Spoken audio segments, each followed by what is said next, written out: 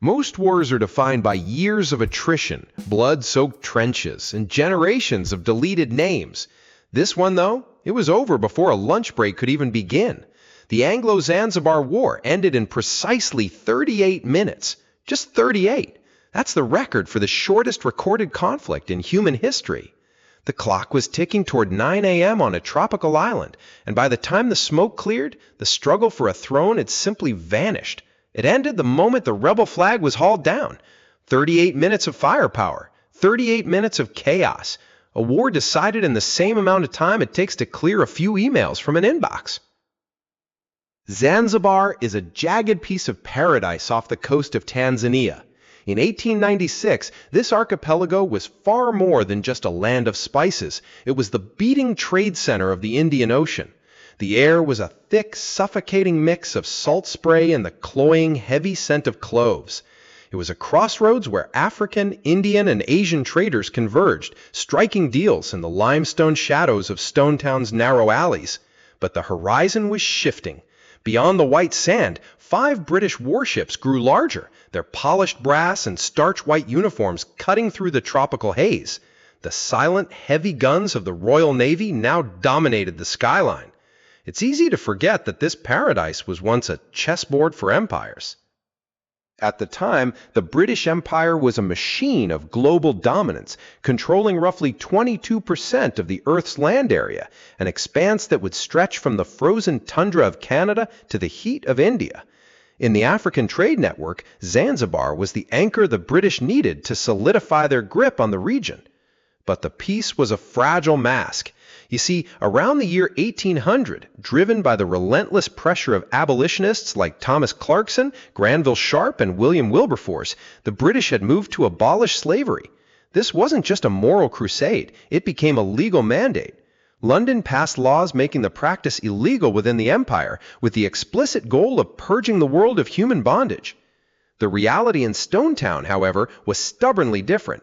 Despite the mandates from London, the local sultan and the merchant elite continued to treat humans as commodities. The empire demanded obedience to its laws, but the island's power players simply ignored them.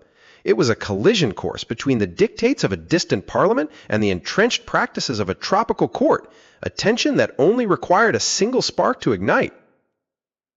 Khalid bin Barghash was not a man built for patience or submission. Years earlier, the prince had stormed the palace and barricaded himself inside when the British favored Hamid bin Thawani as the successor to his father's throne. Eventually, the British managed to sweet-talk him into stepping aside, but the resentment didn't vanish, it fermented. For years, the British kept Sultan Hamid in place as a puppet, a convenient illusion that allowed the Zanzibaris to believe they were still governed by their own, while London pulled the strings. But the illusion shattered when Hamid was poisoned by his own cousin, Khalid. With the Sultan dead, the British faced a binary choice. They could install Hamud bin Muhammad, who was pro-British and anti-slavery, or they could accept Khalid, who was anti-British and viewed the abolition of slavery as an inconvenience. To the British, the choice was a matter of clinical logic. They backed Hamud. This was the spark. Khalid didn't just want a crown, he wanted to dismantle the puppet regime entirely. Khalid did not wait for the British to announce their preferred candidate. He seized the palace, bringing with him a force of over 3,000 men and women. They didn't just occupy the building, they locked themselves in, transforming the royal residence into a fortress. The House of Wonders, once a symbol of luxury and architectural pride, was now a fortified stronghold for 2,800 defenders. Most of these people were civilians or palace guards armed with little more than antiquated flintlocks. British diplomats attempted to negotiate, urging Khalid to vacate the premises, but he simply ignored them. He believed the thick walls of the palace made him untouchable. The British, however, had no appetite for endless diplomacy. They saw clear casus belli. When the prince refused to stand down, the British turned to Admiral Harry Rawson for a military solution. The diplomatic window slammed shut, and the raw power of the Royal Navy became the only language Khalid would be forced to understand. Admiral Harry Rawson, commanding the Cape of Good Hope station, looked at the palace and saw something very different from a fortress. He saw a target. The disparity was clinical, almost absurd. On one side, a wooden palace filled with thousands of terrified civilians. On the other, a fleet representing the most advanced naval power the world had ever known. At this point, the prince isn't just fighting for a throne. He's fighting a mathematical certainty. A wooden house against steel halls. This was not a war. It was a demolition. Rawson left nothing to chance. He ordered the immediate evacuation of all British citizens and merchants from the island, clearing the harbor of any accidental witnesses. Then the clock began to tick. As 9 a.m. approached, the British noted that the rebels had manned their only shore battery, a small, desperate gesture of defiance. In the center of the British formation, a single Zanzibari warship positioned itself, almost as if it were trying to blend into the water of the ships that were about to erase it. Khalid believed the British were bluffing. He convinced himself that the Empire's navy would never open fire on a royal palace. He was catastrophically wrong. The royal yacht, the HHS Glasgow, was already in position, a ship that was about to be transformed from the symbol of power into a floating graveyard. At 9:02 a.m., the silence of the harbor was obliterated. 3 British gunboats, the HMS Raccoon, HMS Thrush, and HMS Sparrow, opened fire in a synchronized strike. The first shot from the HMS Thrush was surgical, instantly silencing the shore battery. Inside the palace, the scene devolved into a nightmare. High explosive shells tore through the ornate teak walls, shredding the barricades and igniting massive fires. Thousands of supporters were trapped in a suffocating cloud of toxic smoke, their only defense becoming a furnace. The British did not relent. For 30 minutes, they rained down over 500 shells, continuing the assault until a lone survivor climbed the roof to haul down the rebel flag. On the water, a final desperate attempt at resistance flared. At 9:05 a.m., the Zanzibari warship began firing on the cruiser carrying Admiral Rawson. Its weaponry was so outdated that the shells failed to even scratch the cruiser's hull. The HMS St. George responded. In roughly 4 shots, the St. George sank the royal yacht Glasgow, the very ship that had been armed with 7 9-pounder guns. It was the shortest naval engagement in history.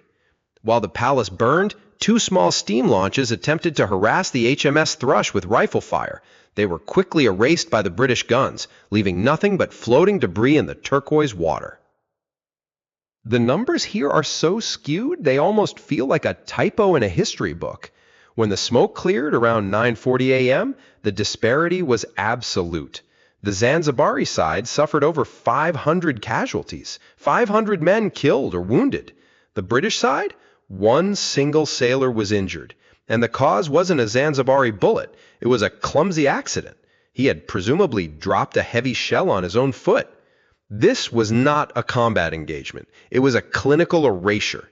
500 lives shattered in 38 minutes, countered by a single bruised toe. But 5 minutes into the shelling, the man who had sparked the fire simply vanished. Khalid bin Barghash didn't stay to watch his supporters burn. He used a back exit to slip away with a few wealthy associates, fleeing the ruins to seek asylum at the German consulate. He left thousands of his own people to choke in the smoke. 20 minutes after the firing stopped, the British had their man. Hamud bin Muhammad was proclaimed the true sultan that very afternoon, ascending to a throne in a world that had been reshaped in less than an hour. Under his rule, slavery was completely abolished in Zanzibar. But the prince's story lacked the clinical efficiency of the war. He spent years in exile, writing dozens of desperate letters to Winston Churchill, begging for a return home. Churchill's response was cold. He denied the request and eventually sent the former prince to Kenya, where he died in obscurity. We call it the shortest war, but for 500 people, it was the longest 38 minutes of their lives. It's easy to look at the record books and see a historical quirk, but that efficiency is terrifying. Admiral Rawson didn't come to negotiate a stalemate. He gave the prince a final hour to leave, creating a window of time that felt like an eternity for those trapped inside, and a mere formality for those on the decks of the warships. The brevity of this conflict isn't a punchline. It's a demonstration of absolute clinical power. At 9:02 a.m., the first shell fell. By 9:40 a.m., the House of Wonders was a smoking ruin. The royal yacht Glasgow was at the bottom of the harbor, and 500 men were dead or broken. The world remembers this event as a statistical anomaly, the shortest war ever fought, but the record hides the reality. This wasn't a battle, it was a message. The British Empire didn't just replace a sultan, they demonstrated that they could erase a regime in the time it takes to eat breakfast. As the ruins of Stone Town were eventually cleared, the lesson remained carved into the coastline. When the world's most powerful navy decides a conversation is over, the silence that follows is absolute.